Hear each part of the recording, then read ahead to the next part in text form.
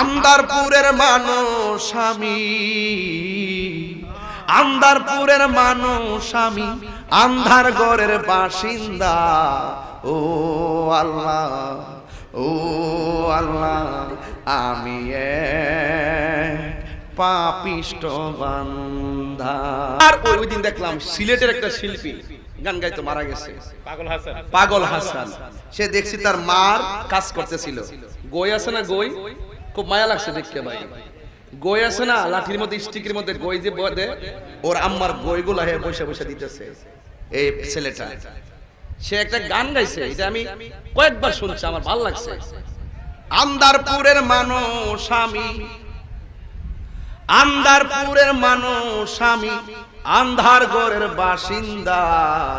ও আল্লাহ, ও আল্লাহ, আমি